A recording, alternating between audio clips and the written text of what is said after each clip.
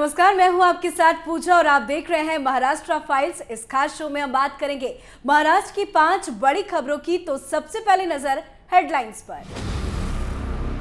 मुंबई में एनसीपी प्रमुख शरद पवार के घर के बाहर उग्र प्रदर्शन, हजारों की तादाद में इकट्ठा हुए ट्रांसपोर्ट कर्मचारी, फेंकी चप्पलें, किया पथराव। अनिल देशमुख को लेकर एनसीपी की सीबीआई से अपील, स्वास्थ्य को ध्यान में रखकर दिल्ली ले जाने की जगह मुंबई में ही करे पूछताछ। मुंबई में शिवसेना नेता यशवंत जाधव पर इनकम टैक्स डिपार्टमेंट की कार्रवाई, 41 से अधिक प्रॉपर्टीज को किया गया जब्त।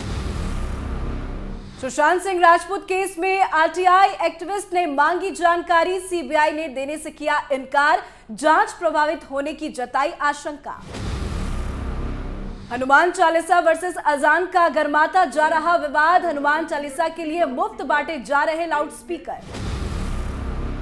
तो हेडलाइंस के बाद अब बात कर लेते हैं खबरों की। तो पहली खबर एनसीपी प्रमुख शरद पवार से जुड़ी हुई है।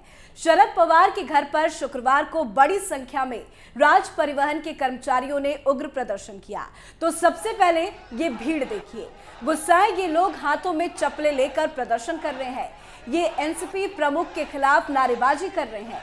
शरद पवार हाय हाय के नारे लगा रहे हैं। गुस्सा जता रहे हैं कि उन्होंने अघाड़ी को वोट दिया, लेकिन राज्य परिवहन का राज्य प्रशासन में विलय नहीं हुआ। प्रदर्शनकारियों का बढ़ता गुस्सा देख शरद पवार की बेटी सुप्रिया सुले सबके बीच आई और उनको समझाने की कोशिश करती नजर आई।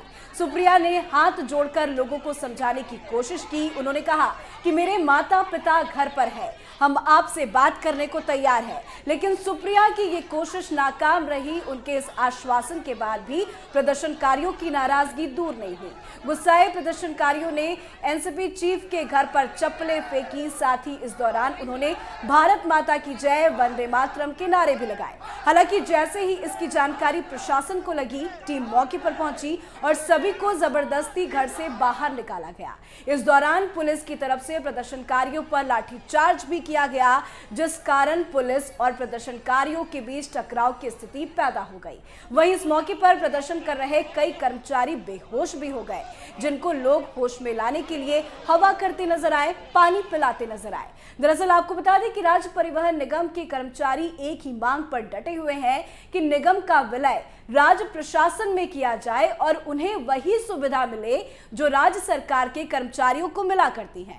इस मामले पर 3 सदस्यों की एक समिति गठित की गई है। समिति ने ज्यादातर मांगों को मान लिया है, वहीं विलय की संभावना से इनकार कर दिया है, जिस कारण परिवहन कर्मचारी पिछले कई महीने से प्रदर्शन कर रहे हैं। अब बात दूसरी खबर की। दूसरी खबर एनसीपी नेता और महाराष्ट्र के पूर्व गृह मंत्री अनिल देशमुख से जुड़ी हुई है। मुंबई की एक विशेष सीबीआई अदालत ने बुधवार को देशमुख को 11 अप्रैल तक सीबीआई हिरासत में भेज दिया था। सीबीआई की तरफ से उनको हिरासत में लेने की मांग को उन्होंने मुंबई हाईकोर्ट में चुनौती दी गई थी, जिस पर सुनवाई से 2 जजों ने खुद को अलग कर लिया था, जिस कारण अनिल देशमुख को राहत न मिलता देख एनसीपी की तरफ से सीबीआई से एक अपील की गई है। राष्ट्रवादी कांग्रेस के महाराष्ट्र इकाई के प्रवक्ता महेश तापसे ने बताया कि पार्टी की तरफ से सीबीआई से अपील की गई है कि अनिल देशमुख की तबीयत को ध्यान में रखकर सीबीआई उनको दिल्ली ले जाने की बजाय मुंबई में ही उनसे पूछताछ करे, क्योंकि उनका कंधा अपनी जगह से हट गया है। उनकी सेहत भी अच्छी नहीं है, उन्हें स्पॉन्डिलाइटिस की दिक्कत है। ऐसे में उन्हें दिल्ली ले जाने की जगह उनसे मुंबई में ही पूछताछ होगी तो हमें खुशी होगी। तो ऐसे में हमारा एक सवाल ये है कि आखिर अनिल देशमुख दिल्ली क्यों नहीं आना चाहते? क्या उनकी मंशा सीबीआई जांच को प्रभावित करने की है? क्या उनको डर है कि अगर वो दिल्ली आए तो उनके सारे काले चिट्ठे सीबीआई उनसे उगलवा लेगी? क्योंकि स्वास्थ्य का जो हवाला दिया जा रहा है, अगर उसकी बात करें तो भारत का सबसे बड़ा मेडिकल अस्पताल एम्स का मुख्यालय दिल्ली में है, सफदरजंग अस्पताल दिल्ली में है। इतने बड़े बड़े अस्पताल में उनका अच्छे से इलाज हो सकता है, लेकिन उनकी और एनसीपी की बहानेबाजी इस बात की ओर साफ तौर पर इशारा कर रही है कि देशमुख और पार्टी की मंशा जांच को प्रभावित करने की है।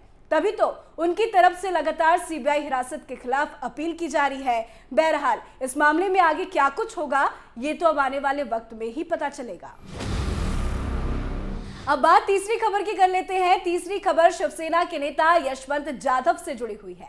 शिवसेना नेता जाधव पर आयकर विभाग ने एक बड़ी कार्रवाई करते हुए उनकी 41 संपत्तियों को सीज कर दिया है। इनकम टैक्स की इस कार्रवाई में भायखला में बिलखड़ी चैम्बर बिल्डिंग में 31 फ्लैट, होटल क्राउन इंपीरियल और बांद्रा में 5 करोड़ रुपए की राहत का फ्लैट शामिल है।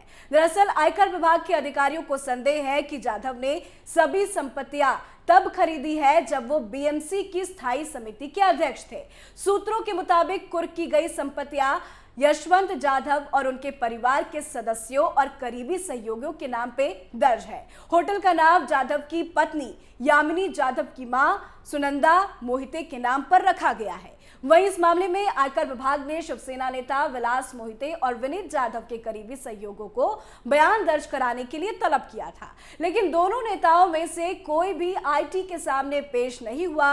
वहीं इस मामले में बीजेपी नेता किरीट सोमैया ने एक ट्वीट करते हुए शिवसेना नेता पर हमला बोला है। उन्होंने ट्वीट में लिखा कि बेनामी संपत्ति को जब्त करने के लिए आज मुंबई में शिवसेना नेता यशवंत जाधव के खिलाफ आयकर विभाग की तरफ से की गई कार्रवाई का मैं स्वागत करता हूं। मुझे यकीन है कि ईडी घोटालेबाज यशवंत जाधव के खिलाफ सख्त कार्रवाई करेगी। इसके साथ ही बीजेपी नेता ने आरोप लगाया कि जाधव के पास से 1000 करोड़ रुपए से अधिक की संपत्ति है, जिसकी सूचना हमने पहले ही दे दी थी। साथ ही कहा कि उन्हें जानकारी मिली है कि जाधव के रिश्तेदारों के नाम 11 और संपत्तियां हैं। उनके खिलाफ भी आयकर विभाग ने कार्रवाई शुरू कर दी है। अब आगे बढ़ते हैं और बात चौथी खबर की कर लेते हैं। चौथी खबर सुशांत सिंह राजपूत से जुड़ी हुई है। फिल्म अभिनेता सुशांत सिंह राजपूत की मौत को लगभग 2 साल होने वाले हैं, लेकिन अब तक एक्टर की मौत की गुत्थी नहीं सुलझ पाई है। सुशांत सिंह केस की जांच सीबीआई कर रही है। इसी बीच इस केस की जांच कहां तक पहुंची है, इसकी जानकारी के लिए एक आरटीआई फाइल की गई है और जानकारी मांगी गई है, जिस पर सीबीआई ने जवाब देने से इनकार कर दिया। एनआई की एक नई रिपोर्ट के मुताबिक सीबीआई को राइट टू इंफॉर्मेशन एक्ट के तहत सुशांत केस में जानकारी के लिए एक एप्लीकेशन आई थी, जिस पर सीबीआई ने किसी भी तरह की जानकारी का खुलासा करने से इनकार कर दिया। वहीं सीबीआई की तरफ से आरटीआई फाइलकर्ता को जवाब दिया गया कि सुशांत सिंह राजपूत केस की जांच की जा रही है। प्रोग्रेस के बारे में जानकारी जांच की प्रक्रिया को बाधित कर सकती है। मांगी गई जानकारी नहीं दी जा सकती है। आपको बता दें कि 14 जून 2020 को अपने मुंबई स्थित घर पर सुशांत सिंह राजपूत मृत पाए गए थे।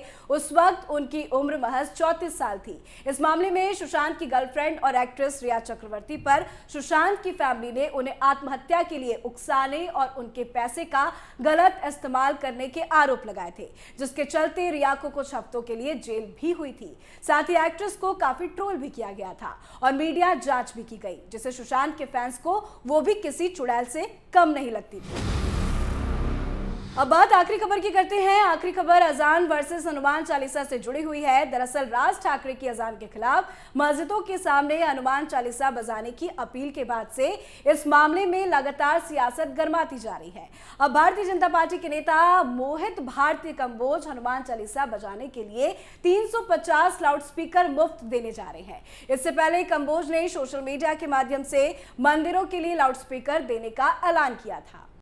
देश में हमारे हिंदू भाइयों के लिए जो मंदिर में लाउड स्पीकर की आवश्यकता है, जो मंदिर भजन चलाना चाहते हैं, कीर्तन करना चाहते हैं और हमारे देवी देवताओं के गाने बजाना चाहते हैं, उनका स्वागत करते हैं। उनको लाउड स्पीकर की अगर जरूरत है तो एक मुहिम हमने चालू की है, फ्री लाउड स्पीकर देश में सभी मंदिरों को पहुंचाना और सरकार का कानून का वॉइस डेसिमल का पालन करते हुए, नॉइज पोल्यूशन का पालन करते हुए लाउड स्पीकर के ऊपर देवी देवताओं के भजन होने चाहिए, ये दरख्वास्त करेंगे। एक फॉर्म हमने बनाया है, पता का, नाम का, पुजारी का, पंडित जी का और कहाँ पे मंदिर है, इसको भरकर सोशल मीडिया के माध्यम से मेरे अकाउंट पे आप भेजिए।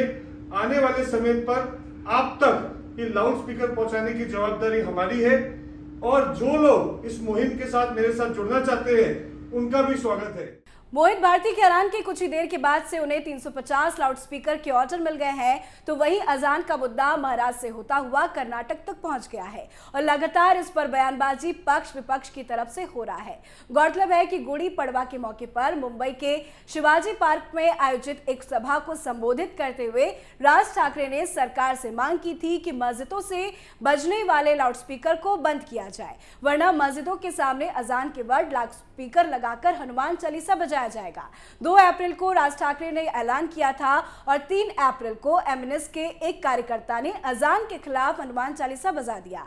फिर क्या था, उस कार्यकर्ता को पुलिस ने हिरासत में ले लिया और उस पर 5,500 रुपए का जुर्माना लगाया, जिसके बाद से लगातार अजान वर्सेस हनुमान चालीसा का विवाद गर्माता जा रहा है। तो ये थी महाराष्ट्र से जुड़ी 5 बड़ी खबरें महाराष्ट्र फाइल्स शो में। आज के लिए बस इतना ही। कल हम आपसे कुछ और नई खबरों के साथ मुलाकात करेंगे। तब तक के लिए मुझे दीजिए इजाजत। नमस्कार।